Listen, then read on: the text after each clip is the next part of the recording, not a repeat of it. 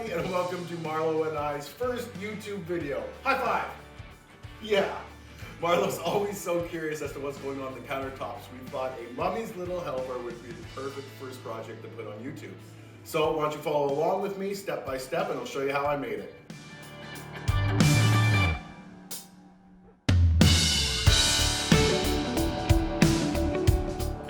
Alright guys, so here's the mummy's little helper that we are about to make. A few features of it I wanted to show you before the actual assembly. Number one, this step here is removable and droppable. That was essential, so as my daughter grows, we can drop this down so she can always be at the perfect height. We don't want her crawling on top of the counters. As you can see here, we have routed slots in there, so it's really easy just to slide this out, slide it into the next slot, push that in there, and then we can drop that 4 inches whenever she grows. Number two, this needed to be 34 inches tall because that is the height of our countertops, and space is always at a premium at our house, so we want to be able to just slide it under there and out of the way. So like most projects, I start by drawing out some blueprints. But first, let me back up a little bit. I know this isn't the most difficult project, and I know I'm not using the best materials. This project isn't about that. It's about learning new skills. For a long time, I've wanted to learn how to shoot and edit videos. So this was much more of a learning experience for me than showing off what I can do.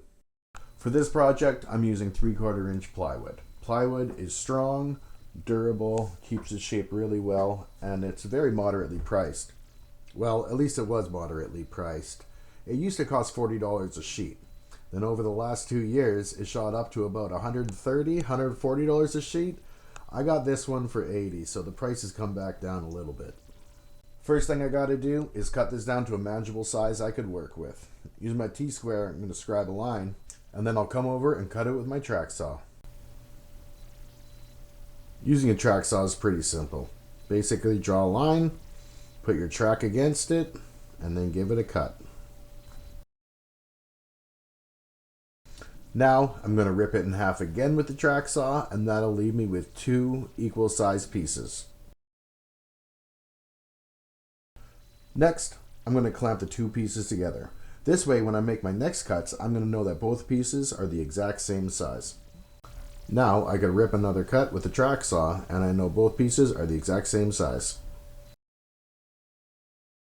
Now, if you remember my blueprints from earlier, one side was slanted, so I'm going to measure 13 inches from the top corner, and that's where I'm going to start my cut from. I just have to lay my track down at that point I just made, and rip it all the way down to the opposite corner. And just like that, I have 2 identical halves. Rounding the corners of this will give it a sleek, modern look. A lot of people use a compass, and I have one I could use too. But it's just so easy to use a lid or a can of something laying around. It's simple, and you know you're going to get a consistent shape every time. Now I'll take that lid and do the rest of it. Next, back to the blueprints. Now what I gotta do is cut out the center. So I'm gonna mark where my cut is. Alright, so I just grab a carpenter's square and a pencil and make my way around. Boy, a clamp would have been a good idea right now.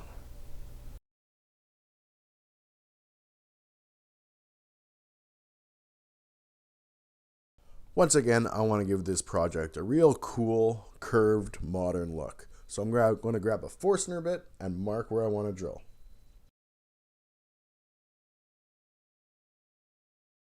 First, with a small drill bit, I'm going to drill a pilot holes everywhere the mark was made with the Forstner bit. Then I'm going to come around and drill it with a Forstner bit.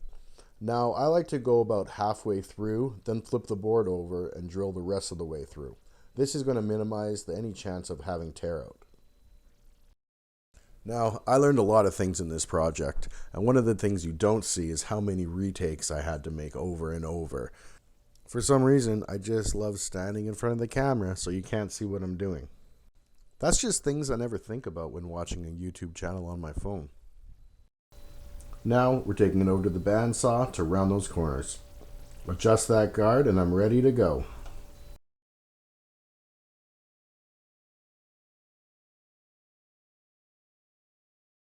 Back at my workbench, it's time to cut out the center with my jigsaw. I have to admit that the jigsaw is probably one of the least favorite tools in my shop, but it's the only way I'm going to be able to cut out the center. Unfortunately, when I did this, I got some tear out of the plywood. This really isn't a big deal because I plan on using a dark stain, and I know some techniques how to minimize tear out, like painter's tape around the bottom. But in the end, it doesn't really matter because I'm going to sand it super smooth. Talking about sanding it smooth, now I'm going to bring the pieces to my oscillating sander. I know my daughter's hands are going to be all over this thing, so I want to make sure there's not a chance of her getting a sliver. The spindle is awesome for getting inside of these plywood sheets. Then, after that, I'm going to use the belt sander option for the long and straight parts. Now I'm going to give the whole project a nice round over with my router. There are thousands of different router bits out there, which are for making decorative edges. A round over bit is exactly what it sounds like. I'm rounding over the edges.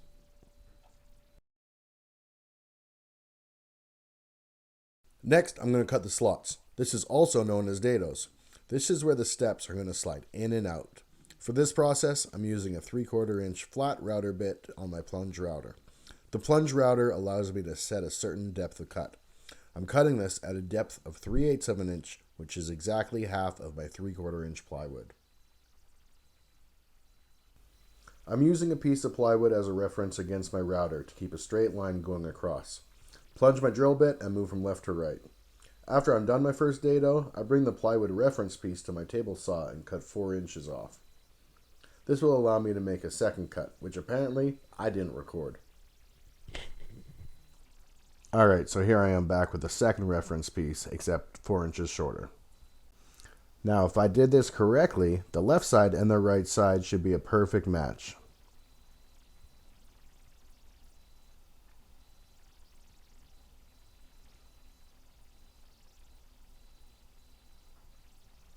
Looks pretty good to me. The sides are now done, and I'm going to start working on the braces, which are going to connect the left and right side. I'm going to have to cut 3 braces of the exact same size. I'm going to do this at my table spa with the help of a sled. I'm going to measure 14 inches and then set a stop block. When making pieces of furniture like this, it's not super important it's exactly 14 inches. It can be 13 3/4 or 14 1/8. What matters is the cuts are repeatable. All the braces will be the exact same size. To connect the braces to the left and right side, I'm going to be using my Craig jig. Now, a lot of woodworker snobs out there will tell you this is cheating, and they're not exactly wrong. But guess what? It's super fast and it's super easy. And there's also like a 90% chance that the cabinets in your house were used with this method. All you have to do is set the jig to the thickness of your workpiece and then drill a few holes.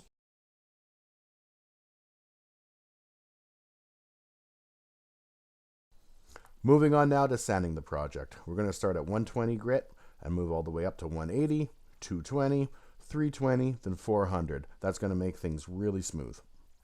Here, you can see me using my sanding sponge. A sanding sponge is exactly what it sounds like. It's a sponge with sandpaper on it. But what makes it nice is it's flexible. I use a sanding sponge for all my roundovers and inside corners.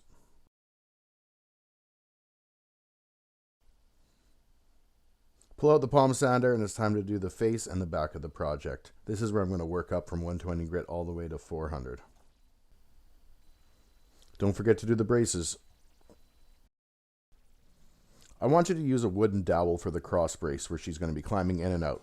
Much like a ladder rung, this is going to make it easy and safe for my daughter to wrap her hands around it and pull herself in and out of the mummy's little helper. Once again, I just mark my holes, drill it out with a Forstner bit. Time to assemble. So I'm going to set up a couple blocks over here on the right as a reference point and put a clamp on it. I'm going to do the same thing at the first stair tread. I'll put a block down, clamp it to the table, and that'll be my reference point for the other side. Throw on a clamp, and now I'm ready to drill some screws through the Craig holes, which I drilled out earlier.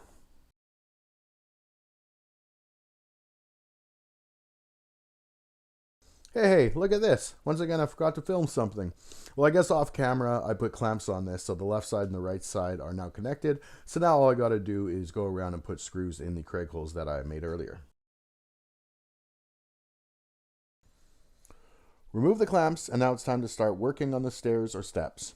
Now, if I did everything correctly, and I'm as good as I think I am, these slots should be all the exact same distance apart. And they are.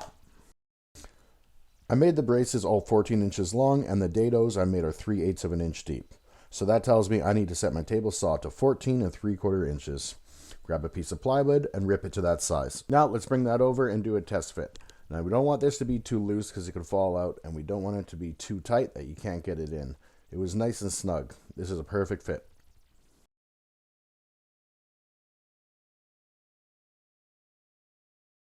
Once again, I'm going to test fit the step up. It looks like a good fit. This piece is going to be glued in. Mark the front of each piece because I'm going to give it another round over. And once again, I'm going to sand it all the way up to 400 grit so it's nice and smooth. And the last step is to add some stain. We chose a nice dark espresso stain.